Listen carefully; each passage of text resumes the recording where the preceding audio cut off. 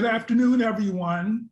My name is Don Edwards, and I'm going to be speaking to you about the status and role of equity and what we'd like for it to play in your applications. I'm the CEO and a principal of Justice and Sustainability Associates, one of the partner TA providers for the Build Back Better regional competition, and it's an honor to be a part of this important program. Today, we're going to talk about how your applications should embody a focus on equity. This is not the only focus that we're going to be addressing, but it is one of the most important focuses.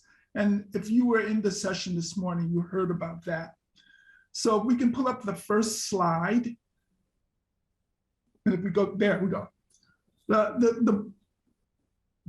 The proposed approach that we'd like for you to think about is that equity is both an outcome, but it is also a process. And so we're going to be talking about the path to equity as an outcome runs through a process we have described as equitable development. So we're going to be talking about the relationship between the two. And I also want to say that the purpose of this presentation is to give you an introduction, to kind of trigger your synapses to be thinking about what we're talking about. We are going to take some questions and comments, and then there will be some other webinars that drill down into what we are talking about and introducing now. Next slide. So this graphic, maybe some of you have seen, but if it's being introduced for the first time, I want to walk you through it, starting with pain number 1, going to number 2, and so forth.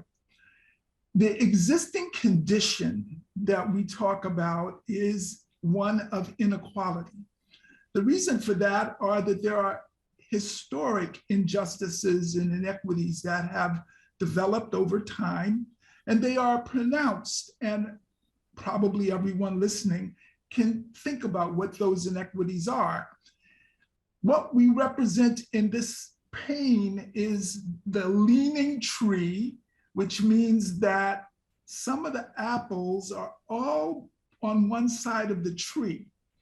But there are people who want to be beneficiaries from the apples. Everybody wants an apple, but the tree is not actually set up to provide access to the apples in the same fair way. So then if you think about remedies, you move to slide 2. And what we now have introduced are tools, in this particular case, ladders. The ladders are the same size, they're in the same relationship to the tree, but because the tree from the outset lean towards one particular recipient, one particular beneficiary, the other beneficiary is still not getting any apples.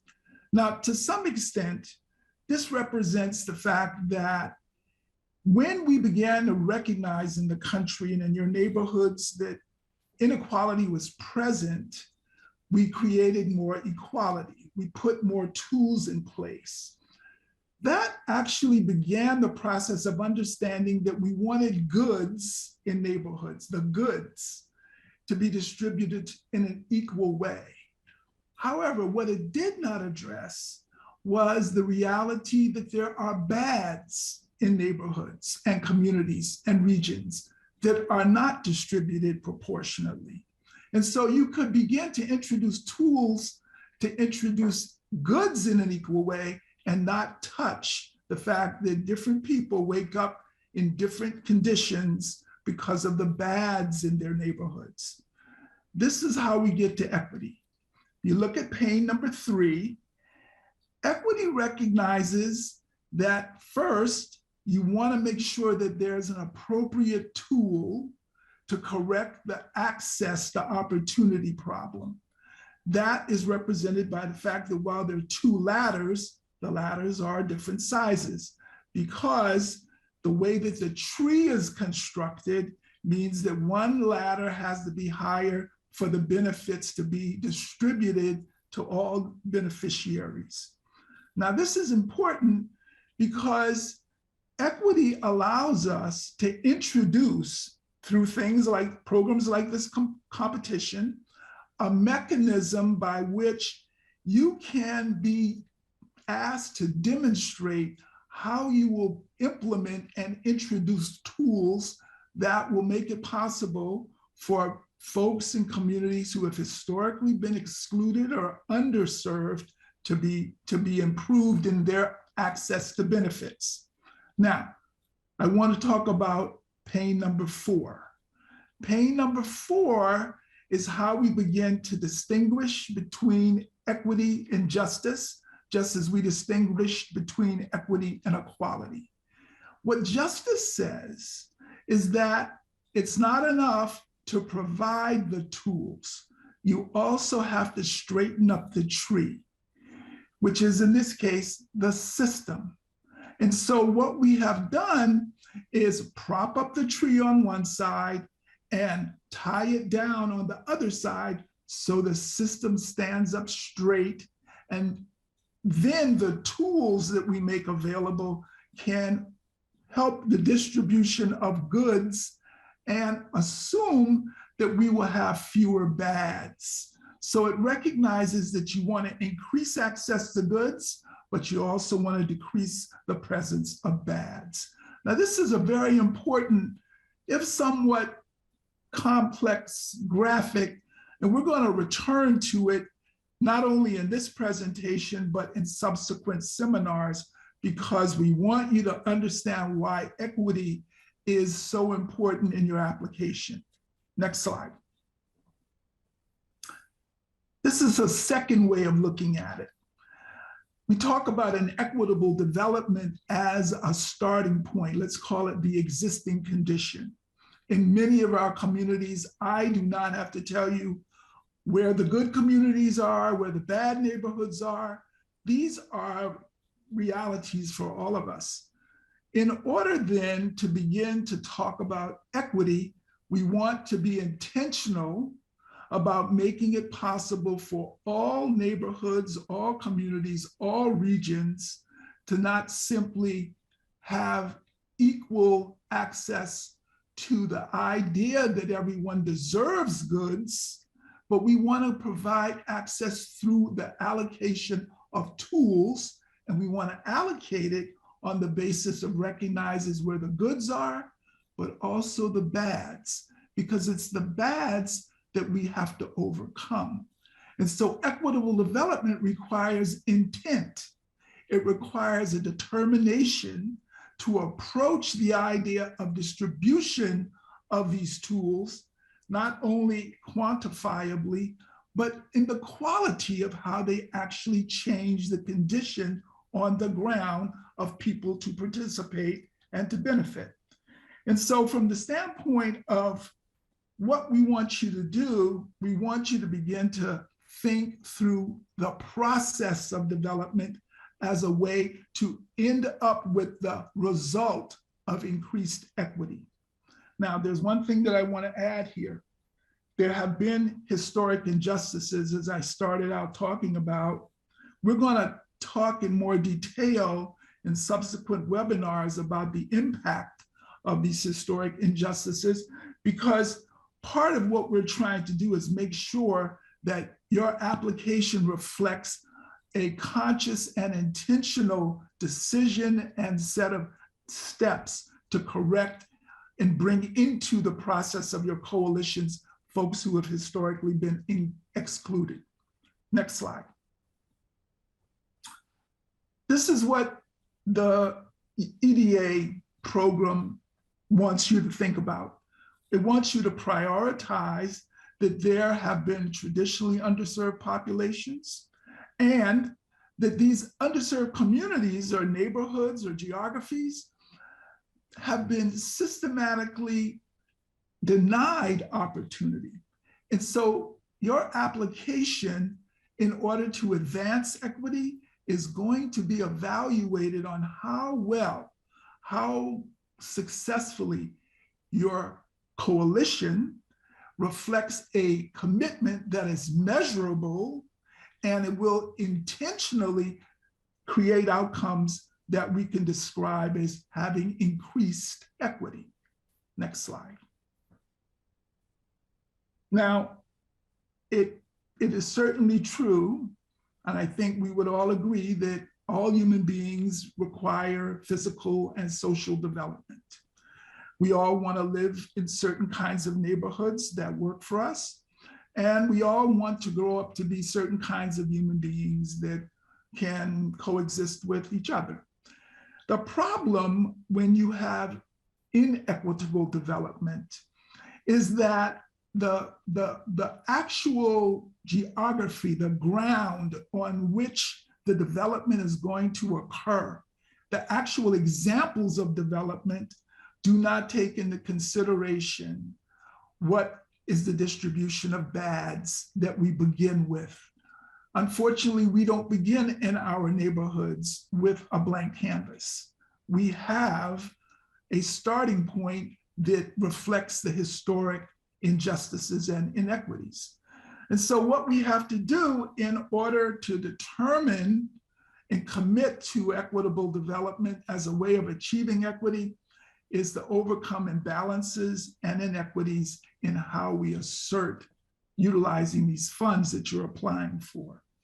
And essentially, if you look at your neighborhood or your community, you're going to discover maybe it's geographic, maybe it's racial, maybe it's gender. It could be any number of indices that represent even a divide, if you will, that speaks to the fact that there is a history that will have to be overcome in order for physical and social development to work for everyone. Next slide. So this brings us to talking about how planning and development on the ground where we live, work, and play has created legacies. And these legacies are, I'm sure, familiar to all of you. We talk about, as I said, there are good neighborhoods and bad neighborhoods. There has been a history in our country that we live with today of residential segregation. We have not had amenities distributed in a way that makes them available to everyone, but with a kind of exclusivity, depending on who you are and where your zip code is, and maybe what your race and culture is or the language you speak, you get different amenities. There's also disproportionate capital protection. And by this, we mean not just the financial capital, but there's not a recognition that there are many kinds of capital: natural capital, geographic capital. There's social capital, intellectual capital, but is it all recognized, protected, and valued? And then, of course, when you raise the questions about these kinds of bullets, it creates and promotes a culture of disregard, where you may not regard everyone in your neighborhood or your community or in your geography as worthy of regard. What we want through this program, when looking through the lens of equity, is to think about future legacies that will be different. We will want all neighborhoods to be neighborhoods of choice. We will want residential integration, which doesn't necessarily require that everybody be measured about how they look racially or culturally. There are many different ways to think about integration, and we want, in fact, to see how many different ways that can be reflected in your applications. We want to have a more inclusive distribution of amenities so that no matter where you are beginning to get the kinds of things that as a human being you should have. And then we want to have proportionate capital protection, which values all the different capitals that may be available. And of course, we hope that that will begin to generate shared interest. Now, let me say that there is a recognition that I would want to park on for a little while that speaks to trauma from this history and these past legacies. There is absolutely no doubt that we have to recognize that it is not enough to say that we want to create these future legacies. We also have to commit ourselves to demonstrating that we know what the starting point is and that there's trauma embedded in that starting point. Therefore, when we look at your applications and we look at your coalitions and we look at your members, we're going to be looking to see how you have approached the question of trauma from the standpoint of the process that you are going to be engaged in as you begin to develop your final application, and to think about what you will actually do if you are awarded. So now I want to go to the next slide. Because what this does is focus your attention on how planning with equity not only requires this intent that I have been discussing, but it also speaks to what are the outcomes. And we want to talk about these outcomes because presumably all people, regardless of where they live, work or play, want these outcomes. They want to live in healthy, safe neighborhoods. They want to be able to participate in the US economy and the benefits that can be derived, the kinds of things that were talked about this morning. And they want to feel that they have voice and influence in the decisions that will actually produce the neighborhoods that work for them. Next slide. And so that's what leads us to talking now about stakeholder engagement. And here we want to recognize, and we hope your applications will recognize, the connection between process and product. Because here we talk about the creation of a stakeholder engagement that recognizes the importance of care, consideration, convenience, and respect for the participants. I can't emphasize that enough, because in order to convey to people that their contributions, their role, their participation in your coalition as members, but also as beneficiaries, is critical to the credibility of your application. All participants should feel confident that their time and their value at the time and their contributions are valued. And so we want to emphasize that, because that is going to be something that I'm suspecting you are already recognizing that you've got to address, maybe in a different kind of way than has been done in your area before. Next slide. One of the ways that we want to open up the conversation that we're having now and we'll have later on is to recognize the difference between what has historically been called and utilized as outreach, and really ask you to think about a different approach we call engagement. The idea of outreach really goes back to a period of time when the ideas of planning and development were given to you by professionals. And it was basically a reflection of the idea that experts know more than the people who live and work and play in these neighborhoods and communities every day. Not only did it say that they knew more, but they were better disposed in telling you what was good for you and your future generations. This really did not require you to agree with them. As long as they told you what they thought, you did not have to understand it. You did not have to agree with it. You didn't even have to be conversant.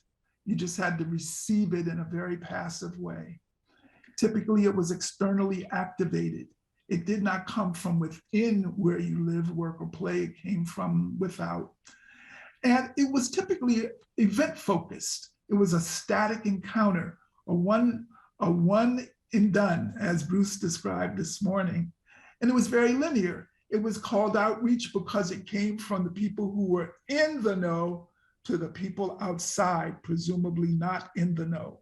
And it in that way was very one-dimensional.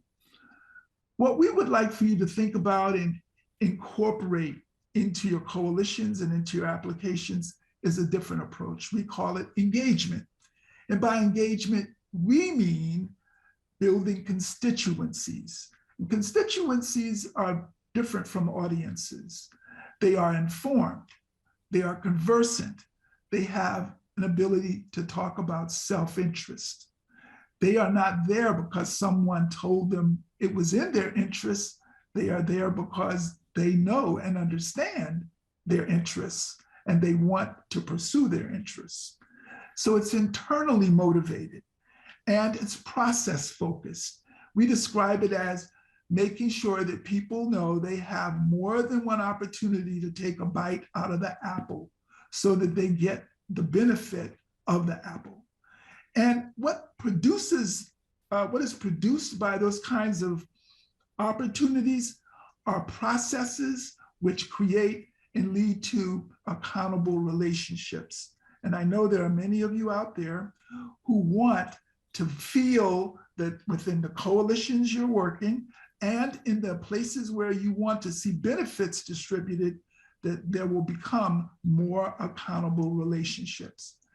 When there are more accountable relationships, it automatically begins to become multi-directional. It's not just linear going from the inside to the outside, but the outside also speaks to the inside. And they speak in a diversity of voices and a diversity of mechanisms are used. And in that way, it becomes integrated and multidimensional because it's not as if you're saying one way of doing it or one group to speak to is more important than the other. It's a recognition that if you integrate all of them, you begin to then have a comprehensive social impact. Next slide. These are some of the essentials that we think you should consider. I'm not going to talk about all of them in depth, but I want to point to one in particular because this will be reflected in your applications. And it's this idea of cultivating inclusivity early. In fact, we talk about not only who was invited, but when were they invited? And how were they invited? And why were they invited? And all of those questions basically lead to communicating by word and action that you were not an afterthought. You were a first thought. I can talk about all of these more, and we will in subsequent webinars, but I will also point once again to this notion of intent, which you've probably heard me use more than any other word. We talk about your processes must be designed with the outcome in mind. And so thinking about outcomes helps you to say, okay, then if that's the outcome we want, and if this is the outcome we're being told will engage the people who we want to see them, who want to see themselves engaged, then we've got to design for that outcome. And so we think this is also very important. And we now can pivot from these essentials to the next slide, which is then, okay, now that you've been able to incorporate those essentials into your application, here's how you begin to set an inclusive table. Next slide. So I began by asking the who, what, when, how. Here are some more questions. Who should be at the table? That's a big question because sometimes the designated leaders are not just the people, are not the only people who should be at the table. There are lots of different ways to determine who should be at the table, and we will talk about that subsequently. But then that raises a lot of other questions like, well, then who's not at the table? At the end of the day, when we talk about multidimensional and inclusive engagement, what we're talking about is whether you're at the table or not, there's got to be a way for you to put your fingerprints on the process and to contribute to the outcome. And so we talk about a table as an actual physical table, but in the time of COVID and with the use of technology, we would encourage creativity around making it possible for many different ways for fingerprints to be influential and to be shown as having contributed to your outcomes and to your process. Next slide. This again gives us a reason to talk about equitable design. Equitable design simply recognizing that you have to think about strategies that overcome the impact of this trauma I talked about earlier. It overcomes and recognizes there are historic inequities that may challenge credibility of efforts to build inclusive coalitions. It recognizes that you've got to have results built into your applications and your processes that will make sure that there are win-win solutions for many, many different kinds of actors. And then you're going to have to do this in a way that you can sustain your process, because if you think that getting the application finished is hard work, what happens when you've actually won? Now you've got to implement what you have committed yourself to doing, and you've got to do it in a way that will produce more equity and keep people engaged through the implementation process. Next slide. So one of the things that we want to leave with you is that you got to have ways in which you can reasonably justify this effort. One of those mechanisms is measuring. Bruce talked about measuring what matters. These are all points around recognizing that historically some things have not mattered, so they weren't measured. And that is one of the things that we would expect to see changed. EDA will be expecting that you recognize that how you begin to look at data, how you map it, how you represent it graphically, what images you use, the different tools that you use for communicating the data, and how you begin to develop metrics that agree and that people in your coalition agree with are going to capture the things that matter. All of these components begin to demonstrate your commitment to equity. Next slide. And so here are some of the key learnings. And we want you to incorporate these key learnings into your processes and your applications over the next few weeks. Setting an inclusive table, thinking about that, thinking about the design of the process, thinking about how do you document and capture all the different fingerprints that are being left on your process. We want you to recognize that unsustainable outcomes result from bad processes. People need to be able to see themselves as winners and beneficiaries to stay in the process, stay at the table. And then finally, this idea of accountability is connected to the idea that there's something that everyone has to contribute, and that when you're transparent about the value of those added contributions, you can begin to strengthen your capacity. Now, it would be fair to say that we're going to want to take some of your questions, and we've left a fair amount of time to do that, but I want to focus on a couple of points. We earlier have raised the question of good governance. Good governance basically comes down to power sharing, and having conversations about power sharing benefit the overall coalition building process and strengthen the applications. But sometimes you will need external assistance to help you have those kinds of objective conversations about how do you decide, who decides, what are you deciding about.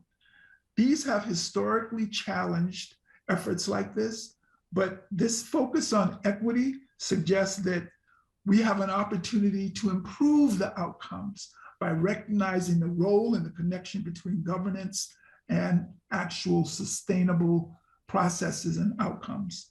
The last thing that I want to say before we move to the questions is that we want to make sure that our technical assistance is going to help you. And so as you begin to raise your questions, and Brian will begin to share them with me, and I'll try to respond to as many as I can, please continue to add them in the chat so that we get a clearer sense of where you are going to benefit the most from the time we still have left. So I want to thank you for your attention. And now I'm just going to ask Brian to let me know what it is that we want to talk about now. Sounds good, Don. Thank you so much. Hi, everyone. I'm Brian Schwartz, Senior Associate with Justice and Sustainability Associates, leading our governance practice. And we have had a few good questions come in, Don, so I'll just tee them up for you. One of the first ones was, equitable design and engagement has been very challenging for our residents. Lack of digital access in the age of COVID, holding meaningful in-person engagements with diverse communities, especially the underserved, is not really feasible in this time frame with the March 15th deadline and everything in pandemic conditions. So people are trying to pivot, but if you want to comment on that at all, please feel free. Sure. My comment is that the condition and the impact on the choices we have for engaging people are real, but they simply are going to need to be responded to with greater creativity, which is to say that at the end of the day, your application is not going to be something you can say, well, we didn't get to that because of COVID. In reality, before COVID and before technology, there were different kinds of ways that you engage people. Some of it was door to door. Some of it was bringing people to places that they consider sanctuaries, places where they felt comfortable. There are challenges, no doubt. And I do not have a magic wand. And if I were to tell you that this will work, I would automatically be misleading you, because your specific conditions are all going to be determinant in what you can actually accomplish. But the challenge of engagement in the time of COVID, and we don't know how long that's going to last, is not something that's going to go away. If it's not COVID, it will be something else. And in fact, the challenge is not something that is going to be time bound either. It is either going to be addressed from a creative and thorough recognition that we advance, and this program offers an opportunity for advancement to occur in ways that simply historically have not been available. And if we don't take advantage of it, an opportunity will be missed. Thank you, Don. We've got another question around privacy issues. So when collecting data and thinking about equity with privacy issues, what if people don't want to self-identify? Do you recommend doing anonymous surveys, or how would you approach that? So these sound like things that we're going to want to tackle in a little deeper way with our webinars. The issue of privacy is real. Where privacy becomes more of an issue is when privacy has never been respected in the past. And so there are some commitments that can be proposed, offered, but once you kind of let that genie out of the bottle, you've got to deliver on it all the time. So again, there is no magic wand called trust. Trust is built, trust is earned, privacy is connected to trust, and privacy has to be a component of how do you begin to talk to people about risk. There's a risk associated with privacy and sharing information, personal information, but there is also a potential benefit. The benefit risk relationship is one that I would suggest is talked about openly, transparently, in such a way that you develop accountability relationships that then allow people to say, well, I'm gonna take the risk. I'm gonna take the chance with privacy. Thank you, Don. One theme that's come up in a lot of our sessions thus far is governance. These are very wide-ranging coalitions with different power dynamics among different groups. And the challenge of trying to figure out how to bring those groups together in an equitable way that has equitable outcomes has been really challenging for folks. I know we will continue with future webinars, but I just wanted to give you a chance to speak to those dynamics now. Yeah, it's sort of like going to the gym after not having gone for a while. So your muscle memory is like, I remember when I could lift that. I don't seem to be able to lift it now. Well, okay, so it's going to hurt a little bit, and it's going to take a little bit more sweat and effort to get that lift. And I don't think this is much different. The reality is that we do not have a great history of exercising these engagement muscles, especially across underserved neighborhoods and communities and with historically marginalized populations. Okay, well, like everything else we train for, initially there's some pain, but without the pain, there's no gain. And so without lapsing into too many more metaphors, I would say that there's work to this effort. And it's the work that will pay off in what is reflected in your application, but also in what you then have an opportunity to demonstrate through your implementation. Now, I know that there would be, I could probably make more impact if I were to say do X, do Y, do Z. The answers to the questions about your local coalition and your geography are going to be answered by having transparent and frank conversations with the membership of your coalitions and the people you want to serve. If you are creating an application without the engagement that will allow you to say we did that, then you are increasing your risk, I believe. And so I think that rather than say that I have an answer, I have a process, and that is to engage. Engage in a forthright, respectful, hopefully timely way, so that you can begin, even with the pain, to lay a foundation for people who have been marginalized and folks who have suffered historic inequities, to see that this is different, see that what is being proposed is different. I don't think it's going to be easy, but it will be worthwhile. Thank you, Don. Yeah, absolutely. Just to follow up on that, in terms of process, we did get some questions about consensus building. And, with these large, wide-ranging coalitions, folks are debating about, do we need to have a vote to decide, which of our projects to drill down on or to fund more? How do we, build consensus among these kind of disparate groups? You spoke to that already, but I think if there's anything further you'd want to say specifically on consensus building and moving these wide-ranging coalitions forward, that would be great. Yes. So I think, this morning we heard about the opportunity space that this kind of program offers. And I want to elaborate on that opportunity space because, as we talked about, we said equity was both an outcome and a process. So I want to actually talk about the outcome side of it. And what we're really talking about, or what I think is part of the conversation, is the creation of a different culture.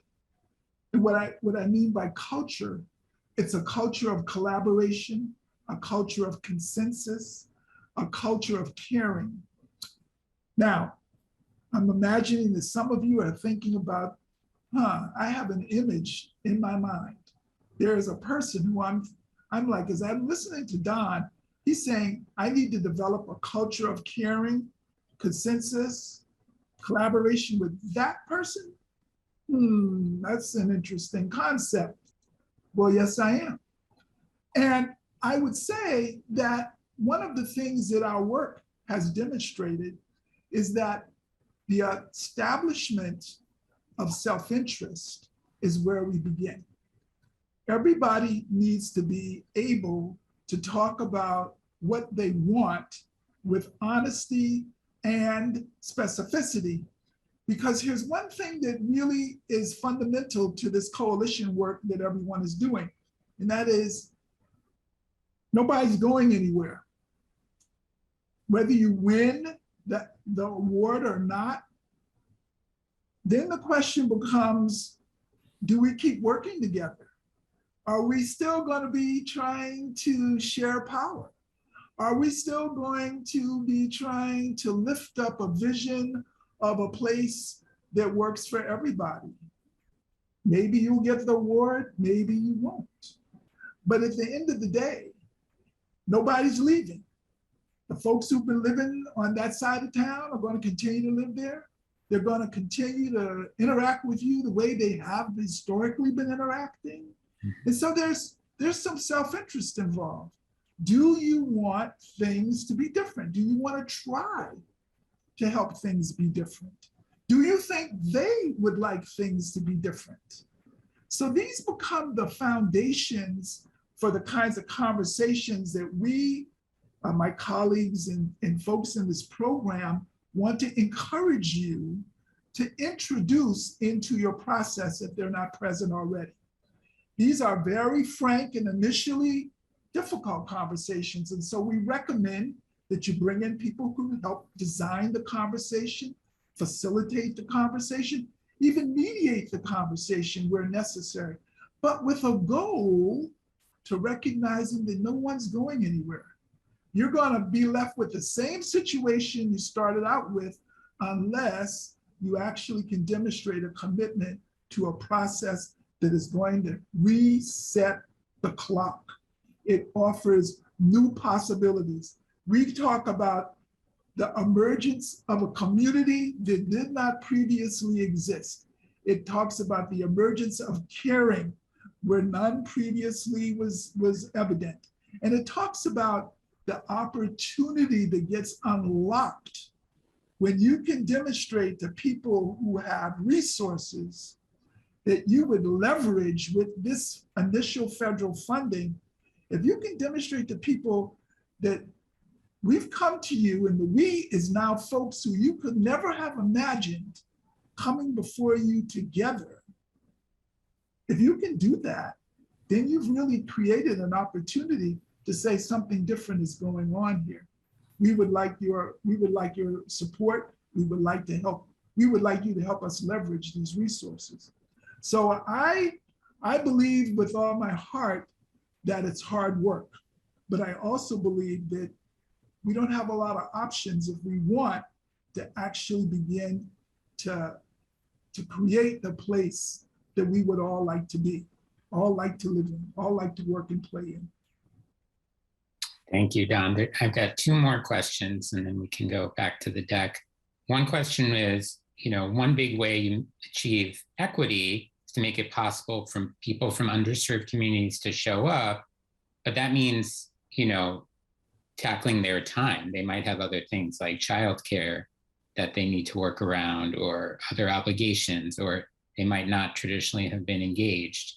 And the question is, can we use these funds to pay for those type of services? That might be an EDA question, but I think in general, more broadly, how do you kind of engage folks around their time? Yeah. Well, I think the answer is kind of clear. I'm not sure that EDA will say, yes, use our funds for childcare. But childcare, I mean, what is childcare? Childcare is for people with one kind of wealth environment to leave the children at home and have someone watch them, or to have one of the parents be able to stay at home because one of the parents is at the meeting. But if there's only one parent, nobody can leave their children at home. But that one parent may be one of the most important people in the neighborhood and one of the most important contributors to an outcome. They may also be a beneficiary that needs to feel like they're going to be served. So I would encourage the creativity again that comes to recognizing that inclusivity is work. It is much easier to just talk to people like you, people who live where you live, people who do what you do. It's going to be harder to make it possible for the inclusion that is going to strengthen your application and strengthen your outcomes to take place. But the hard work is how you begin to actually make the case that we're serious. we call it sweat equity. It's what you invest because maybe you don't have the financial resources, but there's a lot of things that can be done and are done every day in the absence of money. So I have to say, there is a component of, as I've said before, being creative, but also accepting the responsibility of doing things you've not done before, which makes it possible for people to say, maybe this is different from before. Yeah, absolutely. Thank you, Don. And I also want to, the other question connects, but I, want to say all the finalists who are here, you're already winners, having gotten through that initial hurdle and been one of the 60 finalists. And, it is our hope that whether you get a phase 2 award or not, you continue on with this work. And like Don said, people aren't going anywhere. So how can you make that work otherwise? And I think some of our other sessions will address that. The follow-up question on that last topic is around procurement. So a lot of organizations' procurement systems don't really allow for great engagement with disadvantaged local businesses and partners, particularly for data collection and analysis. Do you have any recommendations for kind of getting around that high barrier from all your, experience working in cities and in public projects? Yeah, well, we do a lot of work in cities and public projects, and the reality is people build systems, so people can revise systems. And ultimately, I believe that that's another place where conversations that are frank and supported by data and point to self-interest.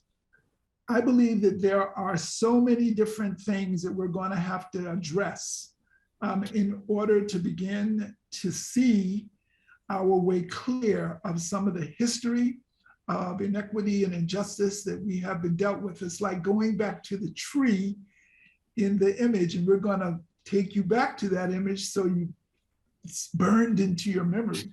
But the tree was built in a certain way, and it serves certain outcomes, and it serves certain people. I would say that there's a recognition that we now can point to that says, maybe there's something that we just need to do to fix some of the way that the tree looks and the tree stands up so that it stands up straight and doesn't have this ingrained bias. I know that there's a big conversation underway across the country about this very thing.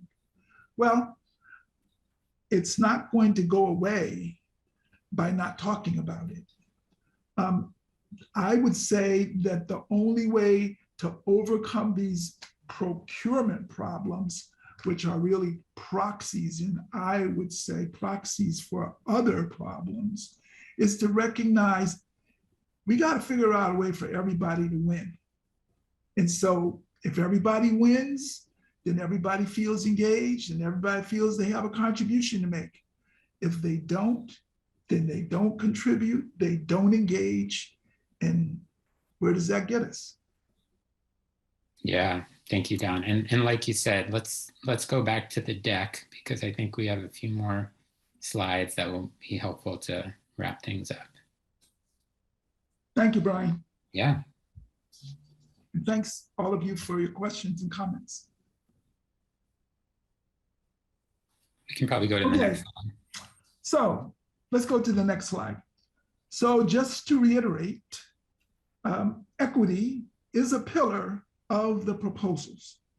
Your coalition is going to need to articulate a plan for sharing the project's benefits across many communities, but especially communities that have been historically marginalized or left out. And it will be clear through your applications how much work you've done to incorporate this pillar into your application. And EDA is being quite upfront about this. This is what was John and Bruce talked about this morning. This is what makes it historic, that there is a recognition that the opportunity space is going to come to the extent where economic development becomes something that actually delivers benefits to all concerned. And this means doing something where a different set of values have emerged. And it will not necessarily be easy, but this idea of developing a different culture, a culture of collaboration, a culture of consensus, all of those components offer a starting point for many, many things that happen in our neighborhoods, in our regions, and across our country, to be frank. And as you look at the application process, we are going to do everything we can do to support your incorporating equity into your proposal. Next slide. So these are some of the questions that we hope, and we hope they're not too pointed, but they kind of get to the necessity for your application to rise to a certain level. So explaining how your project is preparing historically excluded communities to enter and succeed as they access the American economy. How well does your application articulate what you have discovered about the gaps, the disparities? How does your changing demographic profile suggest that you've got to be prepared for a different distribution of goods, and you've got to recognize the existing distribution of bads in order to correct the existing imbalances? Then there's the whole setting of specific results, the defining of specific results that will communicate to your coalition partners that you are thinking about them, that everybody is being thought about. In other words, the fingerprints need to reflect the caring. And you may say, Don, we're talking about what, a program or, caring? What's caring got to do with this? It's got everything to do with it. Because the whole idea of being marginalized and being in a historically underserved neighborhood is because there wasn't sufficient caring for those people. And I want to make it really plain that there is an intentionality that is reflected in these processes that we hope will come out in an unequivocal, clear way. And then, of course, there's measuring. If we're going to say that things that matter, we measure what matters, then we're going to need to measure and evaluate progress. If we say that these are the results and these are our goals and this is our schedule, then you need to be able to be held accountable for that. And I'm certain that your partners, your coalition members are going to want to see that kind of accountability, and so is EDA. Next slide. So here we are back again with this graphic. And the significance of the graphics is to really just remind you that there are things we can do. This is not, this is not building a rocket ship. This is actually sitting down, talking to people, understanding your interests, recognizing that you actually share interests with more people than you imagine maybe, and that in the exploration of shared interests, you have an opportunity to talk about moving beyond equality. Equality is great. We needed a greater emphasis in society on equality. But equality, once again, recognizes that we want to distribute goods in a way that is fair. But we also can't lose sight of the fact that there are bads. People wake up different worlds, depending on where you live, what your zip code is, what language you speak. And we've got to address the bads. And so what equity does is say, we're gonna look at the goods, but we're not going to ignore the bads. We're not going to say, well, that's just their problem. I would say that this particular graphic is one of the ones that we will be happy to spend more time talking to you about, because we really want you to understand that, first of all, this is going to be given a lot of attention in your application. We don't want you to underestimate it. We also don't want you to say, I never understood what you were talking about. We're going to try as much as possible to help you digest and then reflect what we have introduced here today. Next slide. Okay, thank you. I want to thank our partners and to recognize that it would take a partnership like this, including our colleagues at Luminary Labs, to make it possible to provide with as much energy and as quickly as we have hopefully some of the resources that will help you as applicants get through your phase 2 process and come out the other end as winning applicants. So I want to thank you for your kind attention. Brian, thank you. Thank you, Don. Everyone have a great day.